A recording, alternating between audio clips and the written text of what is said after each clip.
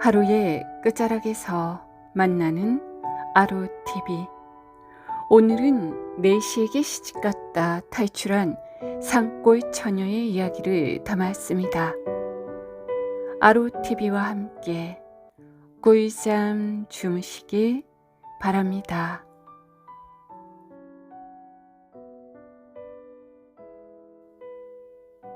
강원도 깊은 산골에 작은 마을이 하나 있었다. 마을이라고 해도 집이 몇 채 되지 않았고 집과 집 사이도 멀었다. 산이 사방을 둘러싸고 있어 해가 늦게 들었고 겨울이 오면 바람이 먼저 내려왔다.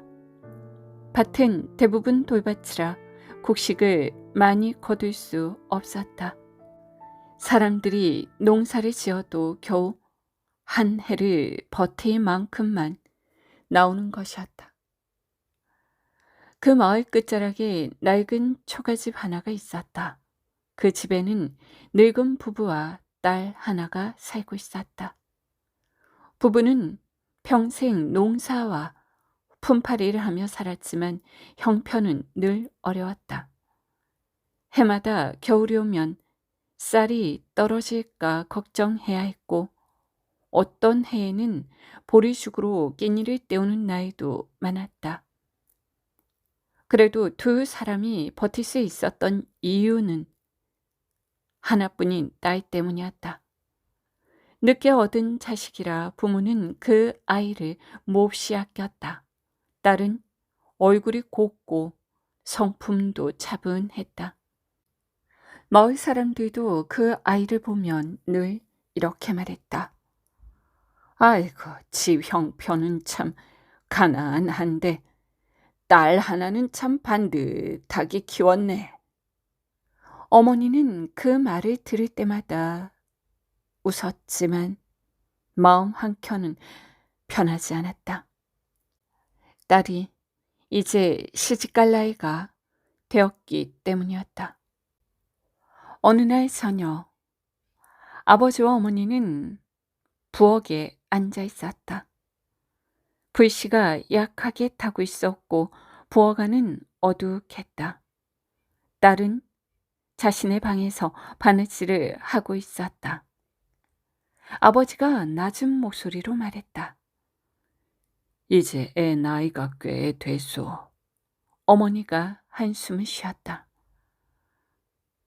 나도 알아요. 그런데 어디서 혼처가 들어오겠어요? 우리 집 형편을 누가 모르겠어요? 그래도 그냥 둘 수는 없지 않소. 어머니는 잠시 말이 없었다. 그러다 조용히 말했다. 아휴, 저 아이가 고생만 하다 살까봐 그게 걱정이에요. 아버지는 대답하지 않았다. 두 사람은 잠시 불만 바라보고 앉아 있었다. 그때 옆방에서 딸의 목소리가 들렸다. 어머니, 실이 다 떨어졌어요. 내일 장에 가면 좀 사주실 수 있어요? 어머니는 얼른 대답했다. 그래, 알았다. 내일 아버지가 장에 나가면 사오마. 딸은 다시 조용히 바느질을 하였다. 아버지는 그 모습을 보며 말했다. 저 아이는 참 얌전하오. 어머니도 고개를 끄덕였다. 그래요. 그래서 더 걱정이에요. 그날 밤, 산골 마을에는 바람이 세게 불었다. 초가집 지붕이 조금씩 흔들렸다. 부부는 한참 동안 아무 말 없이 앉아 있었다.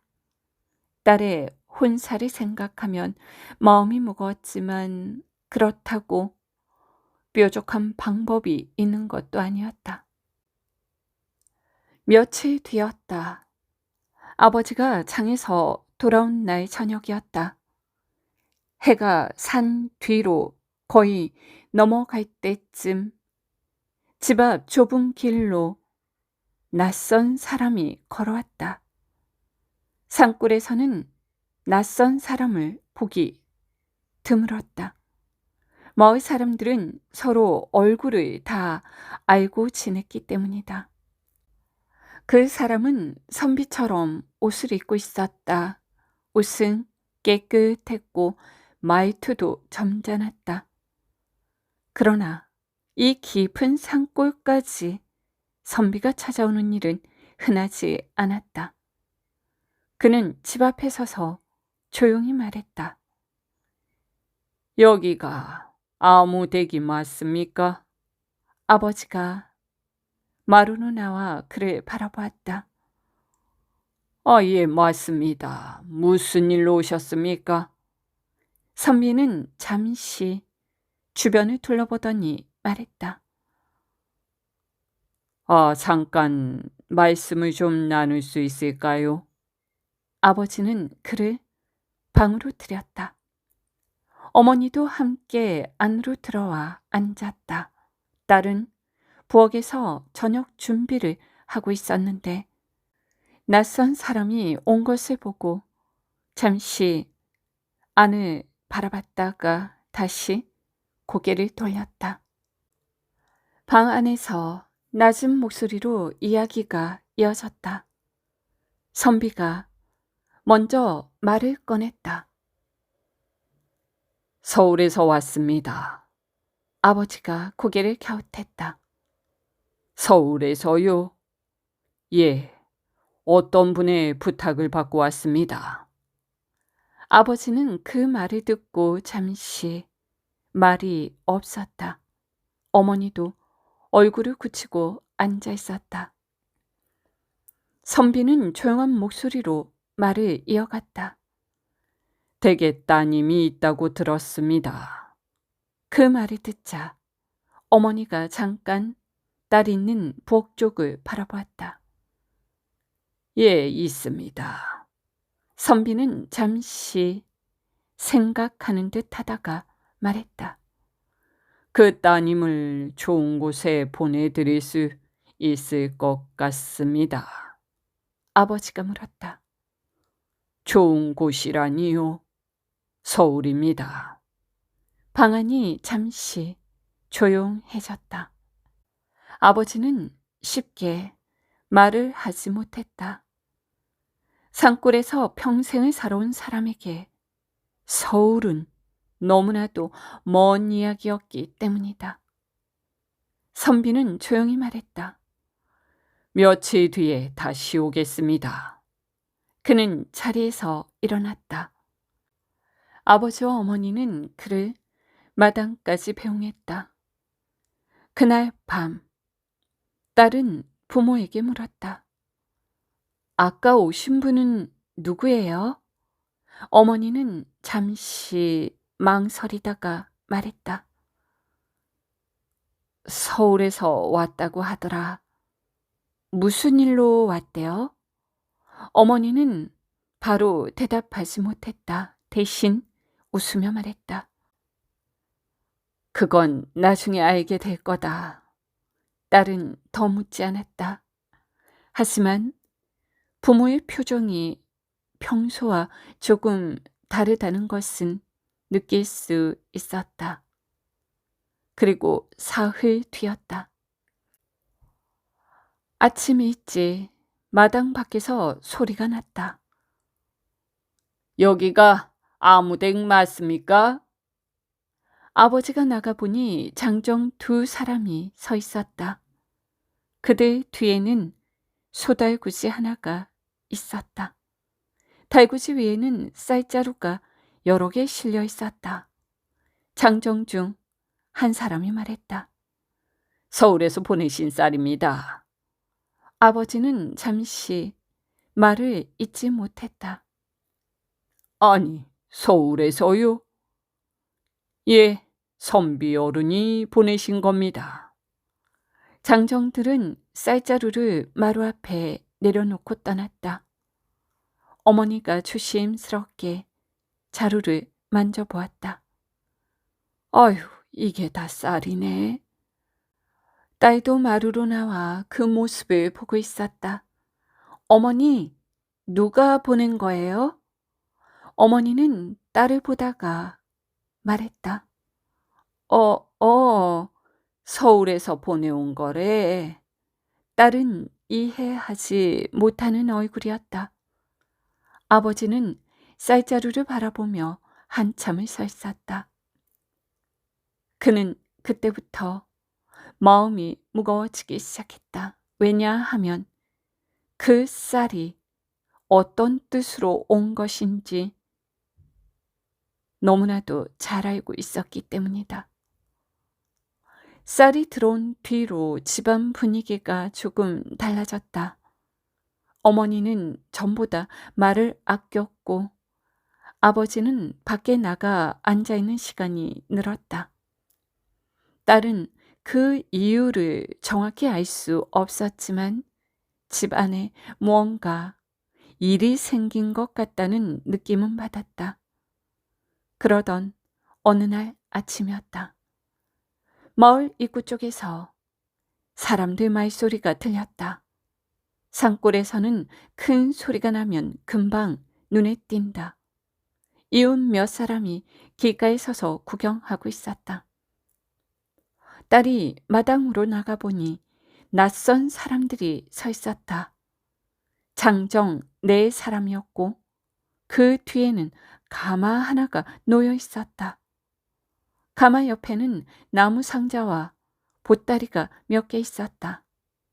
그 가운데에는 며칠 전 집에 왔던 그 선비도 서 있었다. 아버지가 마당으로 나와 그를 맞았다. 또 오셨습니까? 선비는 고개를 끄덕였다. 약속대로 왔습니다. 그는 뒤에 있던 장정에게 손짓했다. 장정 하나가 나무 상자를 열었다. 그 안에는 새 옷이 들어있었다. 비단은 아니었지만 산골에서 보기에는 꽤 좋은 옷이었다. 어머니가 그걸 보더니 잠시 말을 잇지 못했다. 선비가 말했다. 따님을 준비시켜 주십시오. 딸은 그 말을 듣고 부모를 바라보았다. 어머니. 어머니는 잠시 딸을 보다가 말했다. 안으로 들어가자. 방 안으로 들어가자 어머니가 옷을 꺼냈다. 딸은 여전히 상황을 이해하지 못한 얼굴이었다. 이 옷을 입어라. 왜요? 어머니는 잠시 말을 멈췄다가 다시 입을 열었다. 서울로 가야 한다. 딸의 얼굴이 굳었다. 서울이요? 그래. 왜요? 이번에는 어머니도 쉽게 대답하지 못했다. 좋은 데로 가는 거다. 딸은 그 말을 믿기 어려웠다. 저 시집 가는 거예요? 어머니는 고개를 살짝 끄덕였다. 딸은 한동안 아무 말도 하지 못했다. 누구한테요? 어머니는 대답하지 않았다. 대신 옷을 건네며 말했다. 일단 갈아입어라. 딸은 한참 망설이다가 옷을 갈아입었다. 밖에서는 이미 가마가 준비되고 있었다. 잠시 뒤 딸이 밖으로 나오자 선비가 고개를 끄덕였다. 준비가 되었군요. 딸은 가마를 바라보았다. 저기 타라는 거예요? 아버지가 말했다. 그래, 타거라. 딸은 고개를 저었다. 아니, 저는 어디 가는지도 모르는데요. 아버지는 딸을 똑바로 보며 말했다.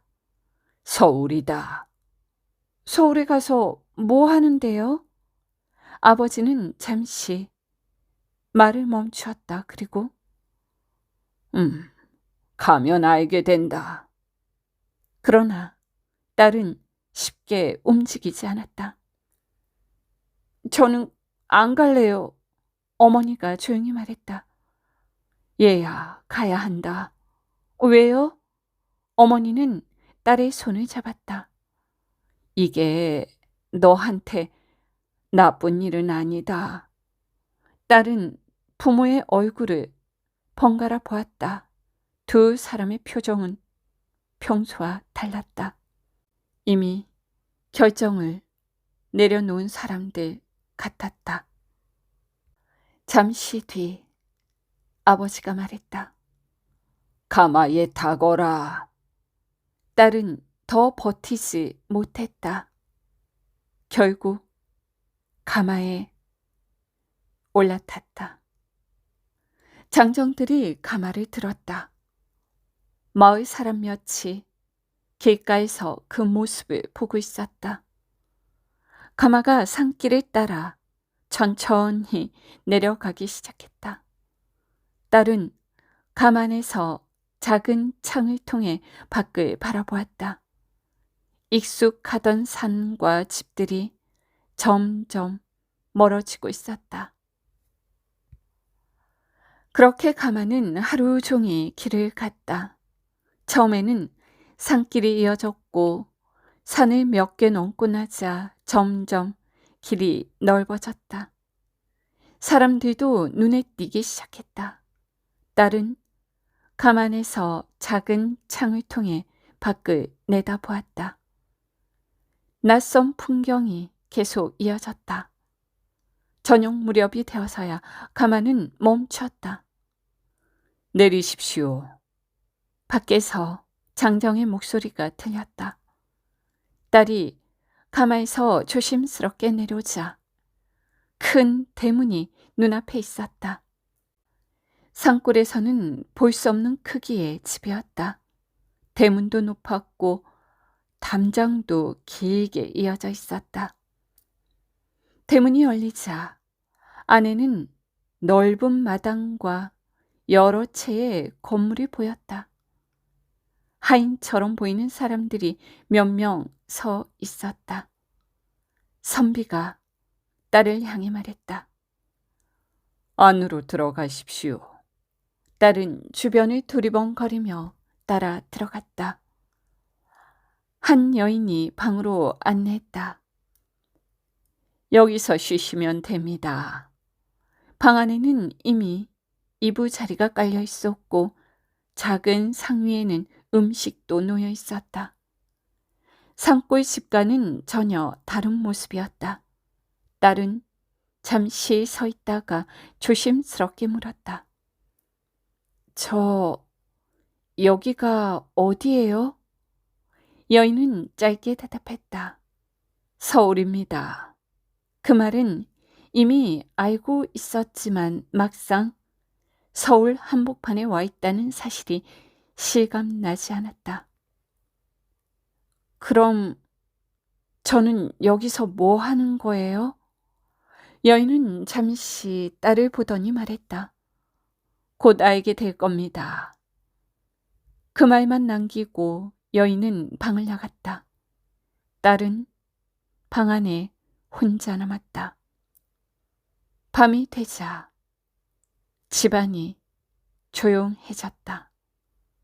밖에서는 사람들 발소리가 가끔 들렸다가 멈췄다. 딸은 낯선 방에서 쉽게 잠들지 못했다. 얼마의 시간이 흘렀을까? 문이 열리는 소리가 났다. 딸이 몸을 일으켰다. 방 안으로 한 남자가 들어왔다. 나이는 40쯤 되어 보였다. 얼굴은 말끔했고 수염은 없었다.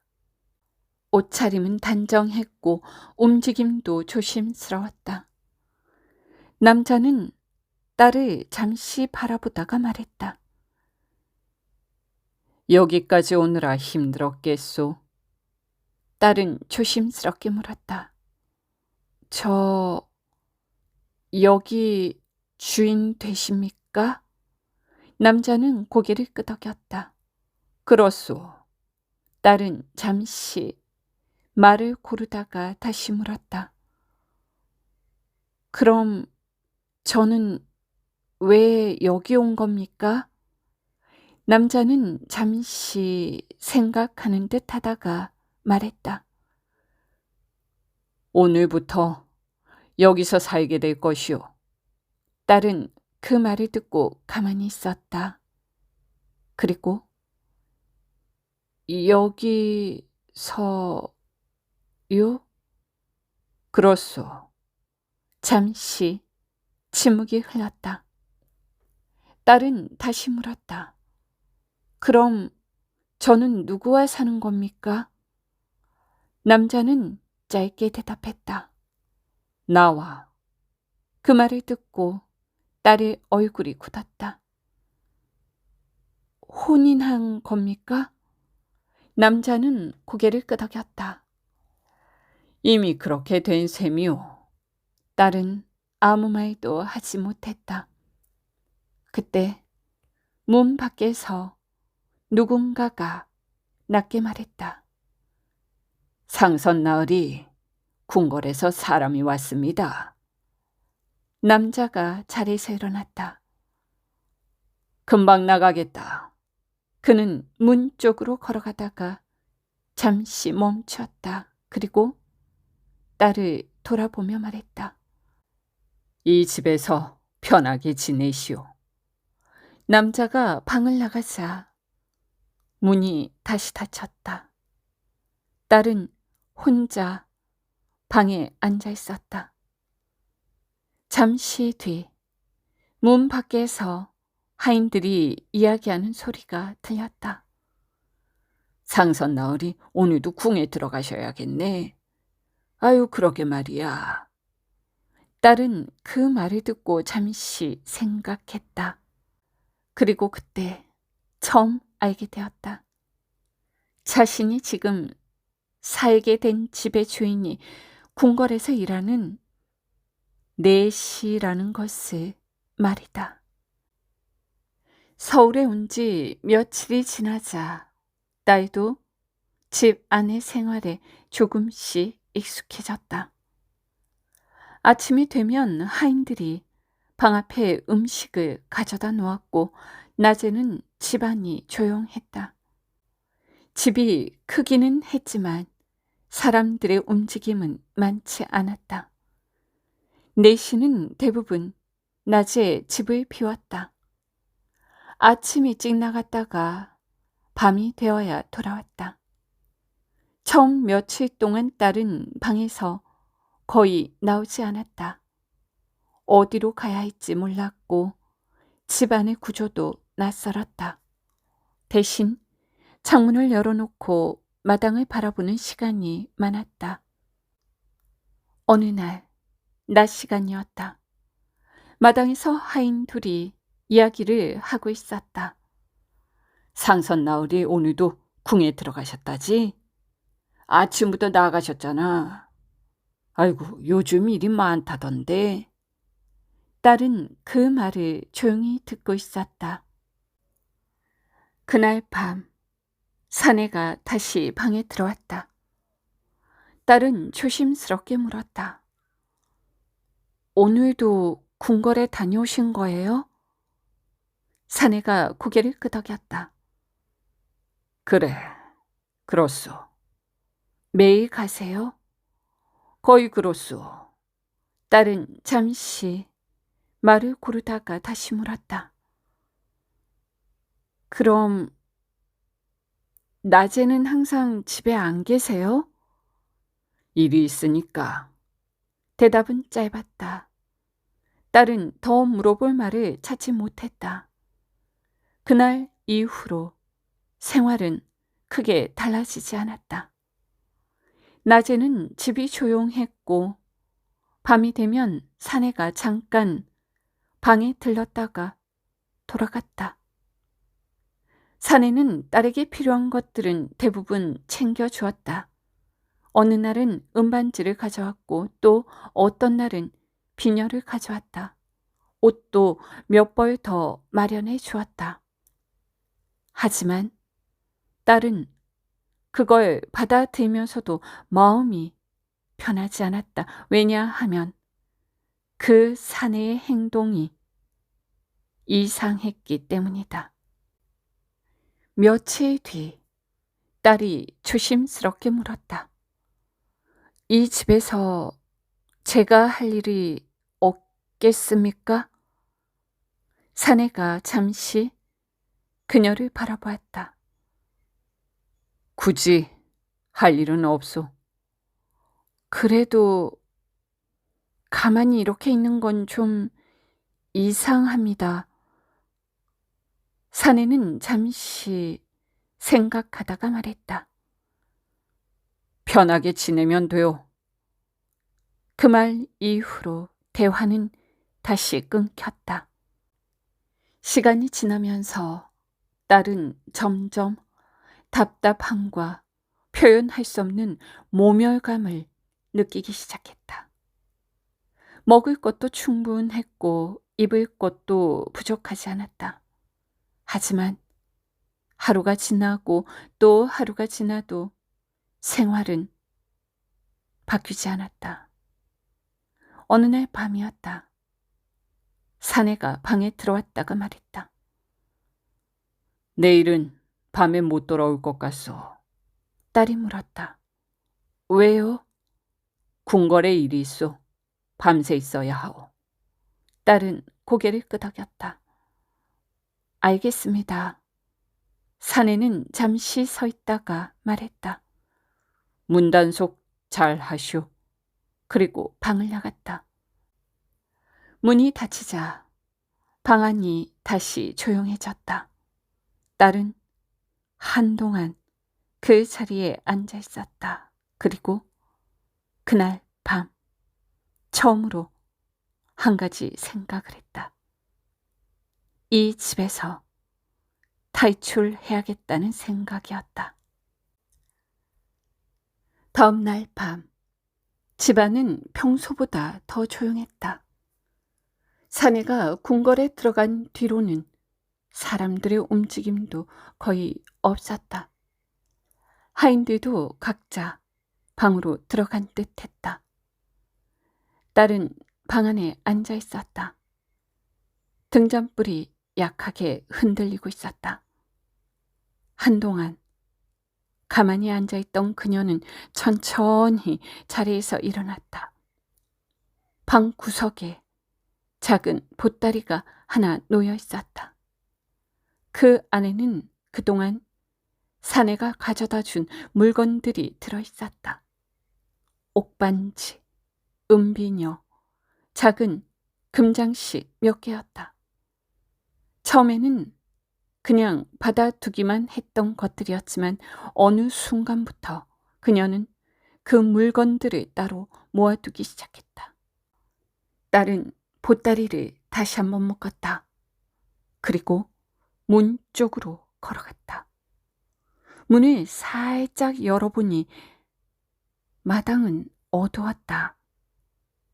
달빛이 조금 비치고 있었지만 사람 그림자는 보이지 않았다. 그녀는 잠시 귀를 기울였다. 아무 소리도 들리지 않았다. 딸은 조심스레 마루를 내려왔다. 마당을 가로질러 대문 쪽으로 걸어갔다. 발걸음은 최대한 소리가 나지 않도록 천천히 옮겼다. 대문에 가까이 가자 문이 잠겨있지 않은 것이 보였다. 그녀는 문을 조금 밀어보았다. 끼익 하는 작은 소리가 났다. 딸은 잠깐 멈추었다. 혹시 누가 들었을까 싶어 뒤를 돌아보았다. 하지만 집 안에서는 아무 움직임도 없었다. 그녀는 문을 조금 더 열었다. 바깥에는 어두운 골목이 이어져 있었다. 딸은 한 번 더 뒤를 돌아보았다. 큰 집의 대문과 담장이 어둠 속에 서 있었다. 그녀는 잠깐 서 있다가 밖으로 나갔다. 문을 조심히 닫은 뒤 골목을 따라 걷기 시작했다. 처음에는 천천히 조심조심 걸었다. 하지만 집에서 조금 멀어지자 걸음이 점점 빨라졌다. 한참을 걸은 뒤에야 숨이 차기 시작했다. 서울의 밤길은 산골과 달랐다. 길도 많았고 골목도 많았다. 어디로 가야 할지 알 수 없었다. 딸은 잠시 멈춰서서 주변을 둘러보았다. 어디로 가야지? 혼잣말이 나왔다. 하지만 다시 생각해보니 선택할 수 있는 길은 하나뿐이었다. 사람들이 많은 길을 피하고 최대한 멀리 가야 했다. 그녀는 큰 길을 피해 좁은 길로 들어갔다. 골목을 몇 번 돌고 나자 집들이 점점 줄어들었다. 조금 더 걸으니 밭이 보였고 조금 더 가니 산길이 나타났다. 딸은 걷고 또 걸었다. 계속 걸었다. 밤이 깊어지면서 발이 점점 무거워졌다. 숨도 가빠졌다. 그래도 멈출 수 없었다. 얼마나 걸었는지 알 수 없었다. 동쪽 하늘이 조금씩 밝아지기 시작했다. 그제야 딸은 더 이상 걷기 힘들다는 것을 느꼈다. 길 옆 양지 바른 언덕이 하나 보였다. 그녀는 그곳으로 올라갔다. 보따리를 내려놓고 그대로 풀밭에 앉았다. 잠시 뒤에는 몸을 뒤로 눕혔다. 몸이 너무 피곤했다. 눈을 잠깐 붙일 생각이었다. 그렇게 눈을 감고 얼마 지나지 않았을 때였다. 어디선가 발자국 소리가 들렸다. 천천히 가까워지는 소리였다. 처음엔 산짐승인가 싶었다. 하지만 그 소리는 일정했다. 사람의 걸음이었다. 사각, 사각. 마른 풀을 밟는 소리. 여자는 숨을 죽였다. 몸을 일으키지도 못한 채 그대로 귀만 쫑긋 세웠다. 그때 철이 스치는 소리가 났다. 칭, 칭. 짧게 그러나 날카롭게. 여자의 등줄기가 서늘해졌다. 그리고 언덕 아래 나무 사이로 사람이 하나 모습을 드러냈다. 그는 숨을 고르며 천천히 위를 올려다보고 있었다. 아이코야, 자신을 4시에 집으로 데려갔던 바로 그 선비였다. 하지만 지금의 모습은 전혀 달랐다.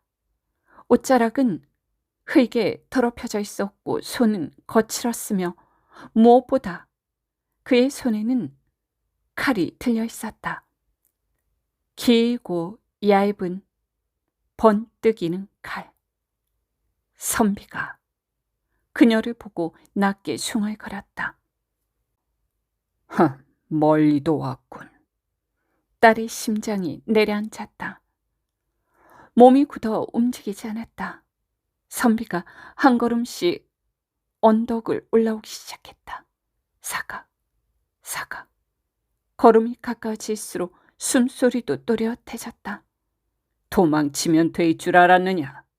목소리는 낮았지만 분명히 분노가 담겨 있었다.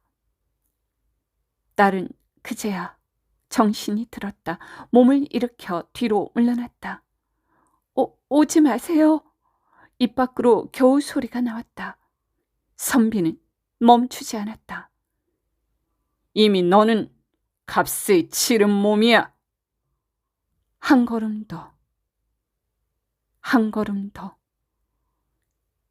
이제 되돌려야지. 여자는 뒤를 돌아보았다. 언덕 뒤는 바로 산이었다. 비탈이 가파르고 기도 제대로 나 있지 않았다. 하지만 선택할 수 있는 건 그것뿐이었다. 그녀는 돌아서서 뛰었다. 풀을 밟고 돌에 미끄러지며 무작정 위로 올라갔다. 뒤에서 소리가 터졌다. 서라! 발소리가 급해졌다. 사각 사각 사각. 이제는 쫓아오는 소리였다. 딸이 숨이 터질 것 같았다. 발이 꼬이고 치맛자락이 걸렸지만 멈추지 않았다. 아니, 멈출 수가 없었다. 뒤에서 칼이 나무를 스치는 소리가 났다. 탁! 탁! 도망쳐도 소용없다. 딸은 울음을 참고 더 빨리 달렸다. 하지만 산길은 점점 험해졌다. 발을 디딜 곳이 제대로 보이지 않았다. 그 순간 발이 헛디뎠다. 몸이 앞으로 쏠렸다. 아! 딸은 그대로 비탈 아래로 굴러떨어졌다. 몸이 돌에 부딪히고 숨이 막혔다. 한동안 움직일 수 없었다. 그때 뒤에서 그림자가 드리웠다. 바로 그 선비였다. 그가 천천히, 아주 천천히 내려오고 있었다. 칼을 든 채. 그리고 말했다. 끝이다. 그 말이 떨어지는 순간 여자는 몸을 움직이려 했지만 힘이 들어가지 않았다. 숨이 막힌 채 손가락만 겨우 흙을 긁었다. 선비는 한 발, 한 발 가까이 다가왔다. 칼끝이 빛을 받아 희미하게 번뜩였다. 그때였다. 아래쪽 길에서 낮고 거친 목소리가 울렸다. 거기서 뭐 하는 거요? 순간 선비가 멈췄다. 여자도 고개를 돌렸다. 언덕 아래 좁은 길 위에 한 사내가 서 있었다. 등에는 검게 걸린 수찜이 잔뜩 실려 있었고 어깨에는 굵은 멜빵이 파고들어 있었다. 얼굴과 손은 숟가루로 까맣게 얼룩져 있었지만 눈빛만은 또렷했다. 숫장수였다. 그는 상황을 한번 훑어보았다. 어디선가 굴러떨어진 여자, 그리고 그 위에 칼을 든 사내. 짧은 침묵이 흘렀다. 그리고 다시 물었다. 사람이 뭐 하는 짓이오? 선비의 얼굴이 굳었다. 상관없는 일이다. 가던 길이나 가시오. 숫장수는 한 걸음 앞으로 나왔다. 등짐이 삐걱 소리를 냈다. 상관없는 일이 아닌데? 그의 시선이 여자에게 닿았다. 숨도 제대로 못 쉬고 있는 모습, 피가 묻은 손. 그는 짧게 혀를 찼다. 아이, 그냥 두고 가면 밤에 잠이 안 와. 선비의 눈이 가늘어졌다. 쓸데없는 일에 끼어들지 마라. 쓸데없는 일인지 아닌지는 숫장수가 등짐을 천천히 풀었다. 쿵! 등에 지고 있던 수짐이 땅에 떨어졌다. 내가 정한다. 공기가 갑자기 무거워졌다. 선비가 칼을 살짝 들어올렸다. 비켜! 숫장수는 반응하지 않았다. 대신 발을 옮겼다. 한 걸음, 그리고 발끝으로 숫자루를 걷어찼다. 툭! 검은 숟가루가 공중으로 흩어졌다. 순간 바람을 타고 시야가 흐려졌다. 아, 이놈이! 선비가 욕설을 뱉으며 움직였다. 그 순간 숫장수가 몸을 튕겼다. 둔탁한 몸놀림이었지만 빠르고 정확했다. 손에 쥔 나무 작대기가 선비의 손목을 강하게 내리쳤다. 탁! 칼이 순간 흔들렸다. 선비가 이를 악물었다. 비키라고 했을 텐데. 말은 들었지. 숫장수가 짧게 답했다. 안 들은 건 내가 선택한 거고 선비가 다시 칼을 쥐고 달려들었다. 이번에는 망설임이 없었다. 하지만 숫장수는 물러서지 않았다. 몸을 틀어 칼을 피하고 어깨로 밀어붙였다. 두 사람이 부딪히며 흙먼지가 일었다. 여자는 그 모습을 멍하니 보고 있었다. 몸이 떨렸지만 이번에는 도망쳐야 한다는 걸 알았다. 숫장수가 짧게 외쳤다. 뛰어! 그 한마디가 정신을 깨웠다. 딸은 이를 악물고 몸을 일으켰다. 다리가 풀렸지만 억지로 버티었다. 그리고 뒤도 돌아보지 않고 산 위로 뛰기 시작했다. 거친 숨소리, 발버둥 치는 소리, 부딪히는 소리, 칼 소리, 그리고 어서 뛰어! 숫장수의 목소리가 다시 한번 울렸다. 딸은 멈추지 않았다. 눈물이 흐르는지도 모른 채 계속 달렸다. 얼마나 달렸는지 알 수 없었다. 숨이 끊어질 듯 가빠졌고 다리는 이미 제 것이 아니었다. 더 이상 한 걸음도 옮길 수 없다고 느꼈을 때 그녀는 언덕 아래 풀밭에 몸을 던지듯 주저앉았다. 그리고 그대로 쓰러졌다. 얼마의 시간이 흘렀는진 알 수 없었다. 딸이 눈을 떴을 때 머리 위로 햇빛이 비치고 있었다. 숨을 들이쉬는 순간 가슴이 찢어지는 듯 아팠다. 몸의 곳곳이 욱신거렸다. 그녀는 겨우 몸을 일으켰다. 그리고 그때 아래쪽에서 누군가 올라오고 있는 것을 느꼈다. 무거운 발걸음, 익숙한 소리, 사각사각. 등에 큰 짐을 진 사내였다. 여자의 눈이 크게 떨렸다. 숫장수였다. 그는 한 걸음 한 걸음 언덕을 올라오다가 언덕 위에 앉아있는 여자를 발견하고 멈춰섰다. 서로 눈이 마주쳤다. 잠깐 아무 말도 나오지 않았다. 먼저 입을 연 건 숫장수였다. 살았네. 짧은 말이었다. 여자의 입술이 떨렸다. 그 사람은요? 숫장수는 잠시 숨을 고르더니 말했다. 아, 놓쳤다. 그 말은 짧았지만 그 안에 많은 것이 담겨 있었다.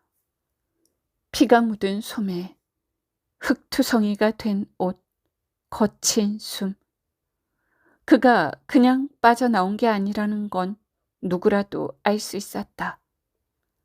여자는 아무 말도 하지 못했다. 잠깐 침묵이 흘렀다. 숫장수가 등을 풀었다. 쿵! 숫짐이 땅에 떨어졌다. 그는 그대로 그 자리에 앉았다. 아, 여기서 죽는 줄 알았다. 딸은 고개를 숙였다. 저 때문에 말을 끝낼 수 없었다.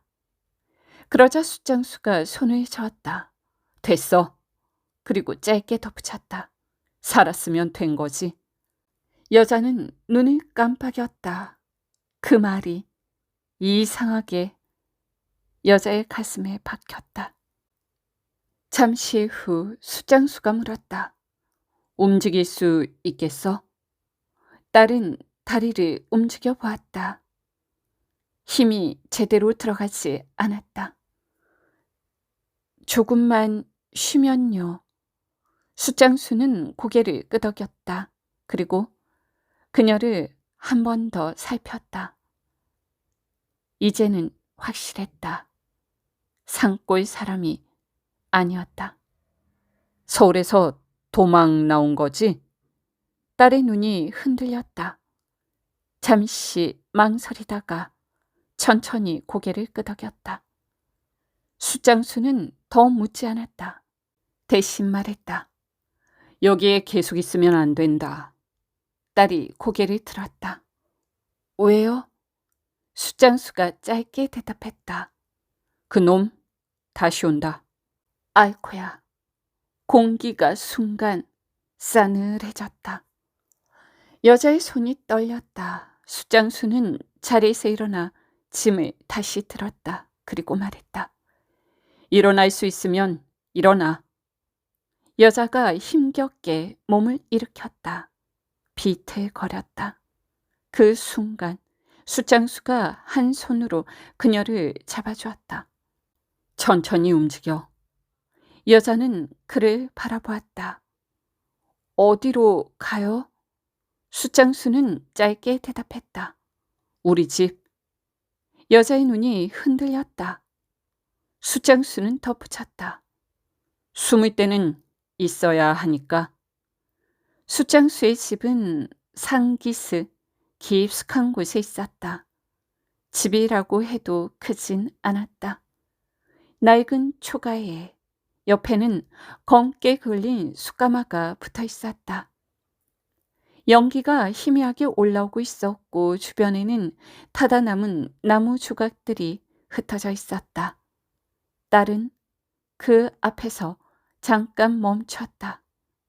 이곳이 안전한 곳인지 아니면 또 다른 위험이 있는 곳인지 알 수 없었다. 들어와. 숫장수가 먼저 문을 열었다. 딸은 조심스럽게 안으로 들어갔다. 안은 어둡고 좁았지만 정돈은 되어 있었다. 잠시 후 안쪽에서 인기척이 났다. 왔냐? 쉰 목소리였다. 안방에서 늙은 여인이 걸어나왔다. 허리는 조금 굽어 있었고 얼굴에는 깊은 주름이 패어 있었다. 하지만 눈은 또렷했다. 그의 시선이 여자에게 멈췄다. 잠깐 아무 말도 하지 않았다. 공기가 묘하게 굳었다. 이건 뭐냐? 짧은 말이었다. 숫장수가 대답했다. 길에서 만났어요. 아이, 길에서 만났다고? 어머니의 눈썹이 살짝 올라갔다. 그래서 집까지 데려온 것이냐? 딸은 그 자리에서 움직이지 못했다. 시선이 바닥으로 떨어졌다. 숫장수가 짧게 말했다. 쫓기고 있어서. 그 말에 어머니의 눈빛이 조금 달라졌다. 누가? 서울에서 온 놈에게. 잠깐 침묵이 흘렀다. 어머니는 여자를 다시 한번 위아래로 훑어보았다. 그녀의 옷, 손, 보따리, 그리고 말했다. 도망 나온 거구나. 여자의 입술이 떨렸다. 예. 그리고 여자는 자신이 처했던 모든 상황을 조용히 털어놓았다. 그러자 어머니는 한숨을 쉬었다.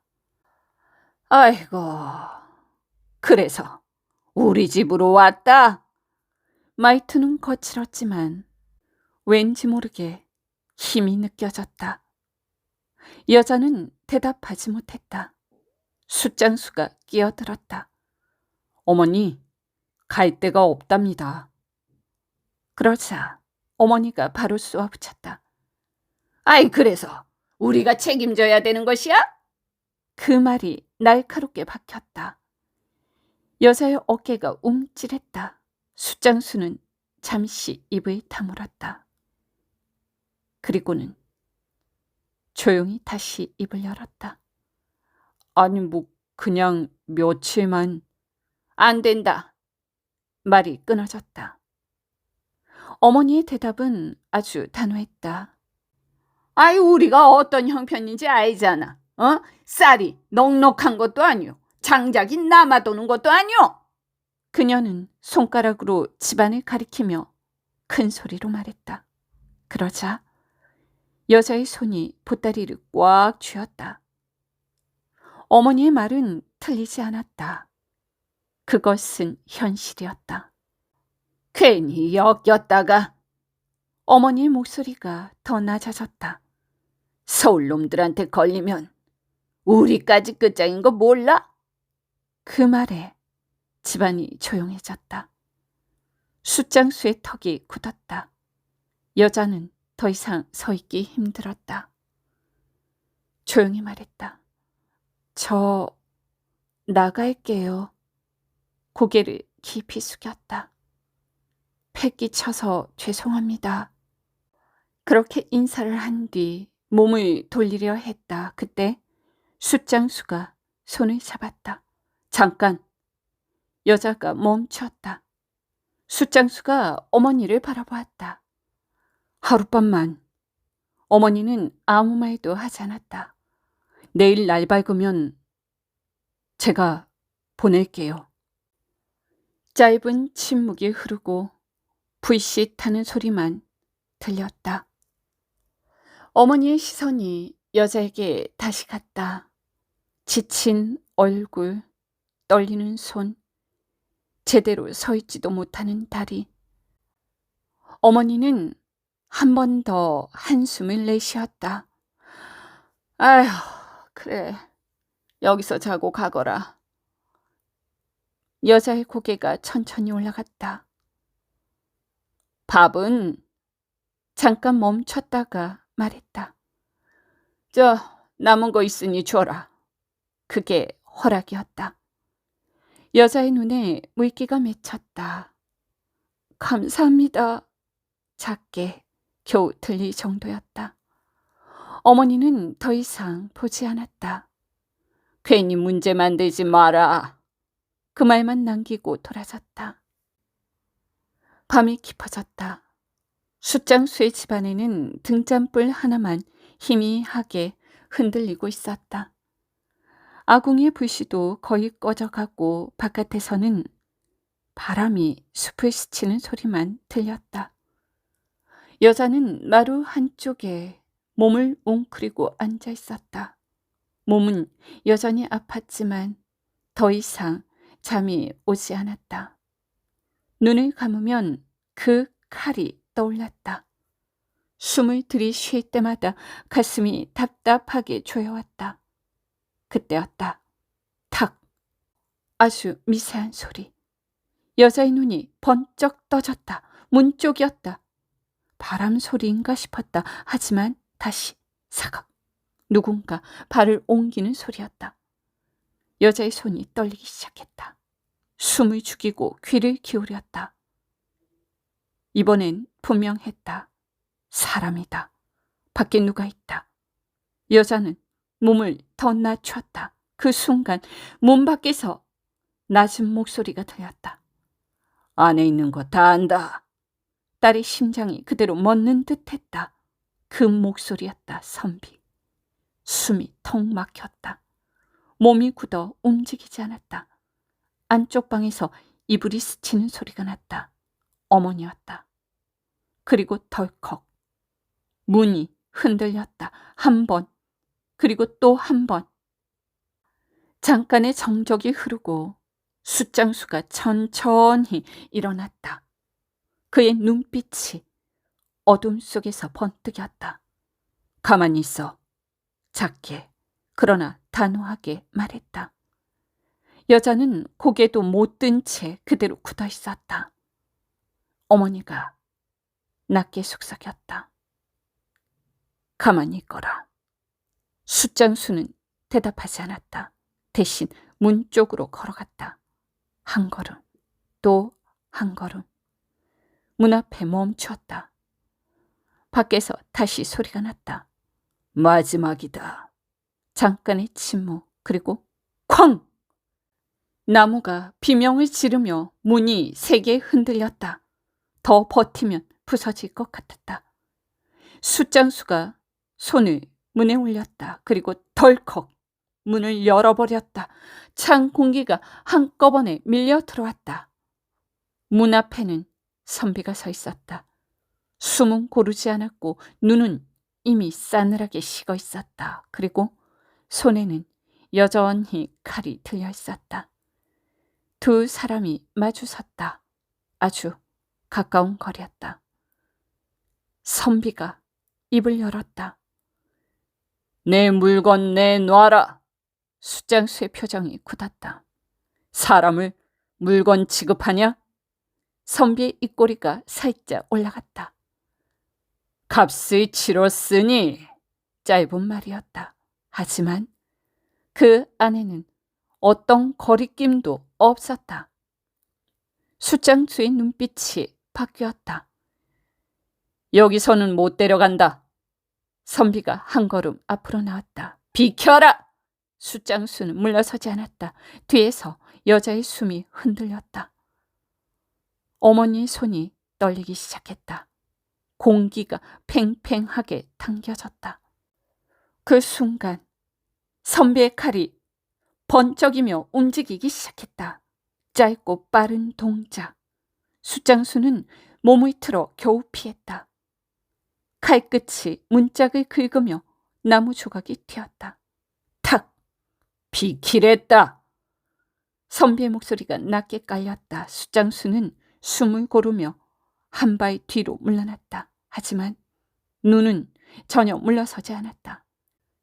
여긴 내가 지킨다. 짧은 말. 그 한마디에 선비의 눈이 가늘어졌다.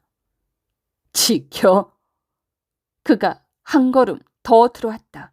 네가? 그리고 칼을 다시 들어 올렸다. 이번에는 망설임이 없었다. 그 순간 거기서 배워보시지. 어머니의 목소리가 낮게 깔렸다. 세 사람이 동시에 멈췄다. 어머니가 앞으로 나섰다. 천천히, 그러나 한치의 흔들림도 없이. 선비가 눈을 좁혔다. 비켜라. 어머니는 그 말을 무시했다. 그리고 아주 조용히 말했다. 궁궐 사람 맞지? 공기가 순간 굳어졌다. 선비의 눈이 번뜩였다. 어머니는 그 반응을 놓치지 않았다. 상선 나으리라 했나? 숫장수의 숨이 멈췄다. 여자도 눈을 크게 떴다. 어머니가 한 걸음 더 나았다. 그럼 더 잘 알겠네. 짧은 침묵이 흐르고 내시는 혼인을 못한다는 사실을. 칼을 쥔 선비의 손이 미세하게 흔들렸다.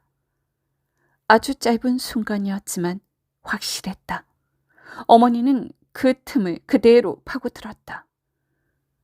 그런데 턱짓으로 여자를 가리키며 이거 뭐냐? 선비의 턱이 굳었다. 아내도 아니고 접도 아니고. 목소리가 더 낮아졌다. 그냥 데려다 놓은 여자겠지. 그 말은 칼보다 날카로웠다. 방안 공기가 무거워졌다. 선비의 눈빛이 완전히 바뀌었다. 이번에는 분노가 아니라 계산이었다. 어머니는 마지막으로 쐐기를 박았다.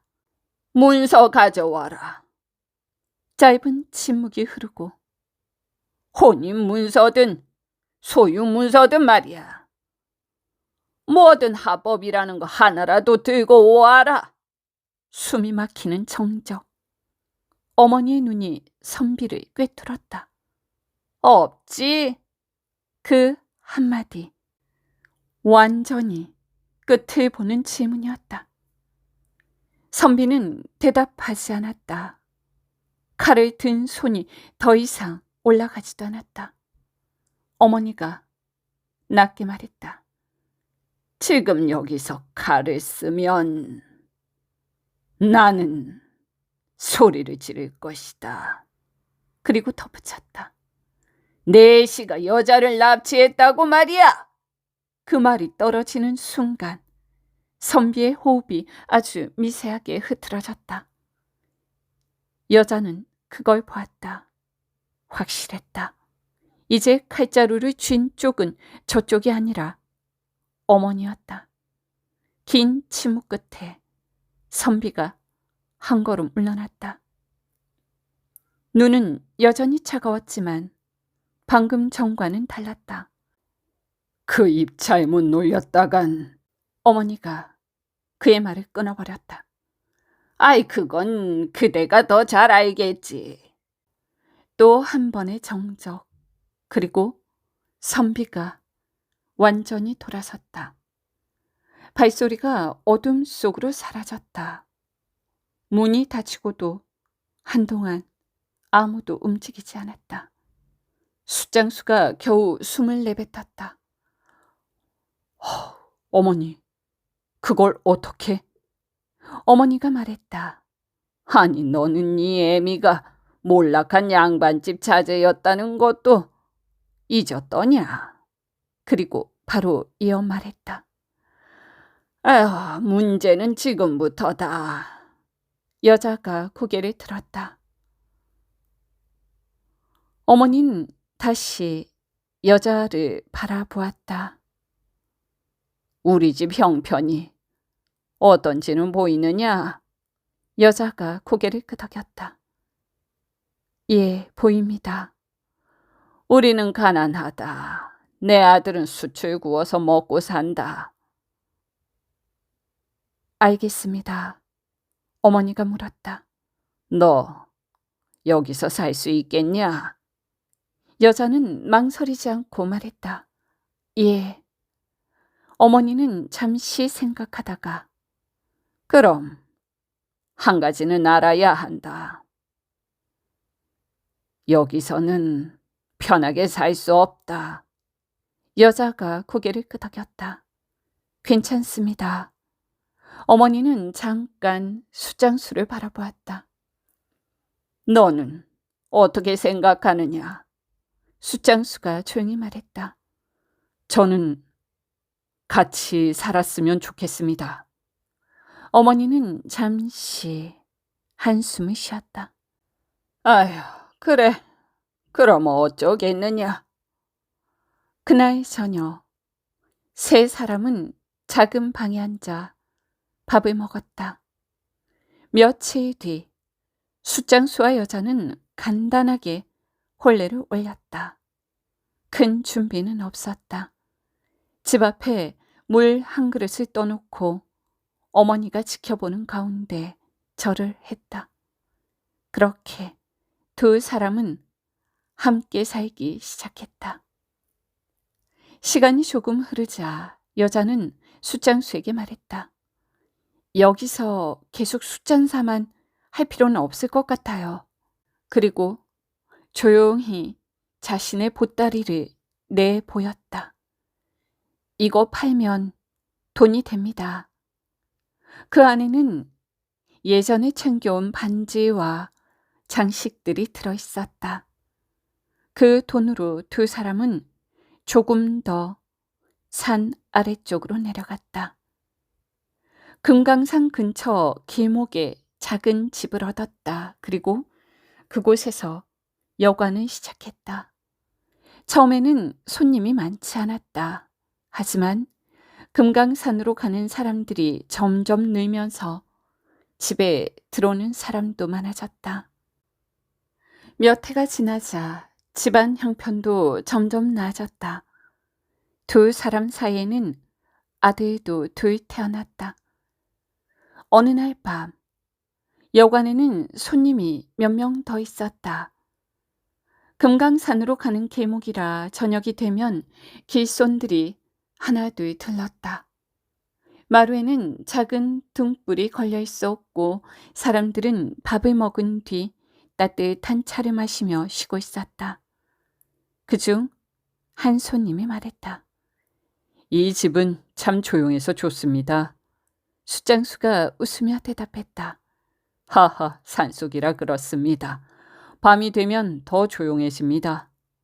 다른 손님이 물었다. 주인장은 원래 여기 사셨습니까? 숫장수는 고개를 저었다. 아유, 아닙니다. 원래는 저 깊은 산에서 숫장사를 했습니다. 손님이 놀란 얼굴로 말했다. 아이, 숫장사요? 예. 그러면 지금도 숯을 굽습니까? 숫장수는 웃으며 말했다. 아이, 지금은 아닙니다. 대신 이렇게 여관을 하고 있지요. 손님이 마루 끝에 앉아있던 여자를 바라보았다. 그리고 아이, 두 분은 언제 여기로 오신 겁니까? 숫장수는 잠깐 생각하다가 말했다. 벌써 몇 해가 되었지요. 그 말을 듣던 다른 사람이 말했다. 아이, 갑자기 두 분이 처음 만난 이야기가 궁금해집니다. 마루에 있던 사람 몇 명이 웃었다. 하하하, 그러게 말이오. 숫장수가 어떻게 이런 미인을 얻게 되고 이렇게 또 여관까지 차리게 됐는지 궁금합니다. 그러자 숫장수는 잠깐 아내를 바라보았다. 당신이 이야기해 보겠소? 여자가 웃었다. 제가요?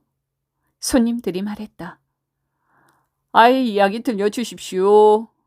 여자는 잠시 생각하다가 말했다. 그럼 하나 이야기해 드릴까요? 사람들이 고개를 끄덕였다.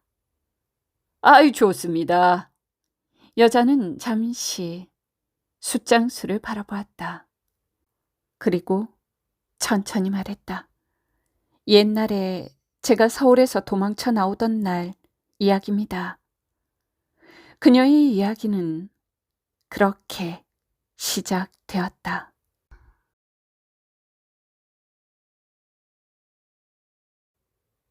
오늘 이야기는 아루TV가 창작한 이야기로 겉으로 보면 한 처녀가 위험한 상황에서 탈출해 새로운 삶을 찾는 이야기처럼 보입니다. 하지만 그 내면을 들여다보면 인간의 선택과 삶의 본질에 대해 깊은 질문을 던지는 작품이지요. 처음에는 가난한 현실 속에서 부모가 딸을 내어줄 수밖에 없는 장면이 등장하는데 이는 사랑이 없어서가 아니라 결국 생존을 위해 선택할 수밖에 없는 인간의 한계를 보여주는 것 같습니다. 그러나 이야기는 그 지점에서 멈추지 않고 딸이 스스로 도망치는 순간부터 완전히 다른 방향으로 전개되지요. 그녀는 편안하지만 자유가 없는 삶을 버리고 위험하지만 스스로 선택한 길을 택하며 그 선택이 결국 자신의 삶을 되찾는 계기가 됩니다. 그 과정에서 숫장수는 타인의 위험을 외면하지 않는 용기를 보여주고 숫장수의 어머니는 냉정한 현실 속에서도 상황을 꿰뚫는 지혜로 위기를 넘기며 인간이 살아남기 위해선 단순한 선함만이 아니라 결단과 판단력이 함께 필요하다는 사실을 드러내고 있습니다. 그리고 마지막에 이 모든 이야기가 웃으며 꺼낼 수 있는 하나의 과거가 되는 장면은 아무리 힘들었던 시간이라도 결국은 인간이 그것을 이겨내고 자신의 이야기로 바꿀 수 있다는 희망을 전해주는 것 같습니다. 긴 시간 들어주셔서 감사합니다.